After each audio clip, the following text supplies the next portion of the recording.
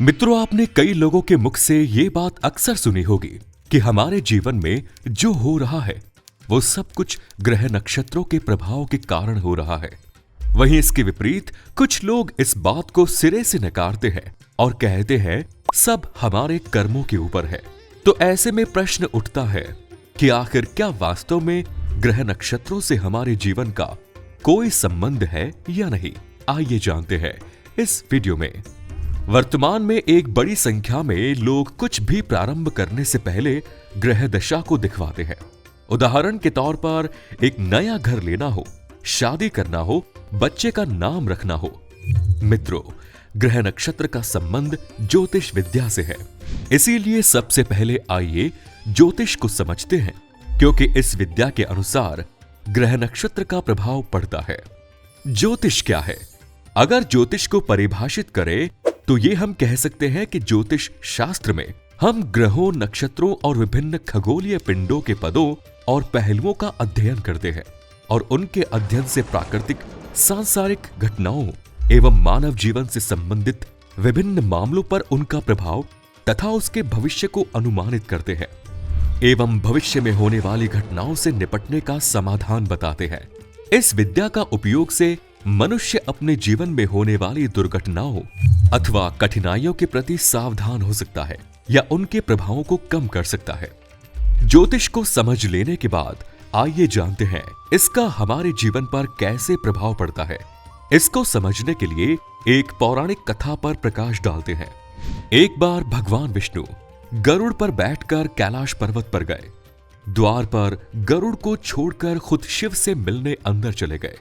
कैलाश के अप्रीतम प्राकृतिक सौंदर्य को देखकर गरुड़ कायल थे कि तभी उन्हें एक खूबसूरत छोटी सी चिड़िया दिखी। चिड़िया ज्यादा खूबसूरत और मनोहारी थी। गरुड़ सारे विचार भूलकर उसकी तरफ आकर्षित होकर देखने लगे। उसी समय कैलाश पर यमदेव पधारे और अंदर जाने से पहले उन्होंने उस छोटे से पक्षी को आश्चर्य की दृष्टि से देखा। गरुड़ समझ गए कि उस चिड़िया का अंत निकट है और यमदेव कैलाश से निकलते ही उसे अपने साथ यमलोक ले जाएंगे। गरुड़ को दया आ गई। इतनी छोटी और सुंदर चिड़िया को मरता हुआ नहीं देख सकते थे, इसलिए उसे अपने पंजों में दबाया और कैलाश से हजारों कोस दूर एक जंगल में एक चट्टान के ऊपर छोड़ दिया और वापस कैलाश पर आ गए। आखिर जब यम बाहर आए तो गरुड़ ने पूछ ही लिया कि उन्होंने उस चिड़िया को इतनी आश्चर्य भरी नजर से क्यों देखा। यमदेव बोले, गरुड़, जब मैंने उस चिड़िया को देखा तो मुझे ज्ञात हुआ कि वो चिड़िया कुछ ही पल बाद यहां से हजारों कोस दूर एक नाग द्वारा खा ली जाएगी। मैं सोच रहा था कि वो छोटी सी चिड़िया इतनी जल्दी इतनी दूर कैसे जाएगी, पर अब जब वो यहां नहीं है तो निश्चित ही वो मर चुकी होगी। अब आप ही बताइए, गरुड़ का निर्णय सही था या गलत? दरअसल निर्णय लेते समय हम ये उम्मीद करते हैं कि परिणाम सदैव हमारे अनुकूल आएंगे और हमें सफलता मिले, जबकि हर समय ऐसा होना संभव नहीं है। हमारे निर्णय हर समय सही नहीं होते। इसीलिए सफलता का प्रतिशत बढ़ाने के लिए ज्योतिष शास्त्र का मार्गदर्शन परम आवश्यक है। जब मैंने अपने जीवन में ज्योतिष शास्त्र के मार्गदर्शन से सफलता का प्रतिशत बढ़ाया, जिसके कारण आज मैं सफल एवं संपन्न हूं। हमारे सारे निर्णय किसी न किसी धारणाओं, अजम्पशंस पर आधारित होते हैं। धारणाएं व्यक्तिगत पूर्वाग्रह से विकृत होती है। हम कभी भी सब कुछ नहीं समझ सकते। कई बार अनुमान गलत हो जाता है। यहां पर ज्योतिष शास्त्र के मार्गदर्शन द्वारा सही निर्णय लेने के कारण व्यक्ति असफलता से बच सकता है। सफल निर्णय लेने के लिए अपनी मान्यताओं, धारणाओं की पूरी तरह से जांच करें।